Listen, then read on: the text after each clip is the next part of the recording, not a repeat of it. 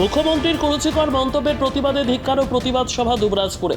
Bharat Sevashram Sangha, Ramakrishna mission ISKCON সহ ভারত সেবাশ্রম সংঘের কার্তিক মহারাজকে রাজ্যের মুখ্যমন্ত্রী কুরুচিকর এবং অপমানজনক মন্তব্য করার জন্য রাজ্য জুড়ে চলছে প্রতিবাদ সভা ও ধিক্কার মিছিল।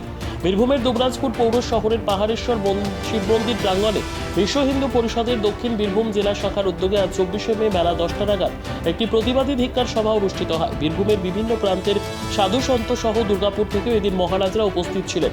এই তথ্য জানিয়েছেন উদ্যোক্তাদের অন্যতম বিশ্ব হিন্দু পরিষদের দক্ষিণ বীরভূমের দায়িত্বে থাকা সরোজ সাঁই। এদিন উপস্থিত বক্তারা নির্বাচনী জনসভায় মুখ্যমন্ত্রীর কুরুচিকর মন্তব্যের প্রতি ধিক্কার ও প্রতিবাদ জানান। এই বক্তব্য মুখ্যমন্ত্রীর কানে না পৌঁছলে বৃহত্তর আন্দোলনে সামিল হবে বলে উদ্যোক্তাদের পক্ষ থেকে জানানো হয়। আজকে দুবরাজপুর পাহাড়েশ্বর যে শিব মন্দির, এখানে আমরা প্রতিবাদ সভার আয়োজন করেছিলাম।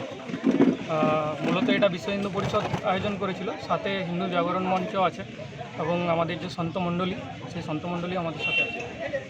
আচ্ছা, মূলত কারণটা কি আজকে? কারণটা আমাদের বেলেডাঙ্গায় যিনি মহারাজ আছেন, পরিত্যানন্দজি মহারাজ, কার্তিক মহারাজ, ওনার ওপর যে রাজ্য সরকারের তরফ থেকে বা মাননীয় মুখ্যমন্ত্রীর তরফ থেকে যে কুরুচিকর মন্তব্য করা হয়েছিল, তার পরিপ্রেক্ষিতে আজকে এই প্রতিবাদ সভার আয়োজন আমাদের করা হয়।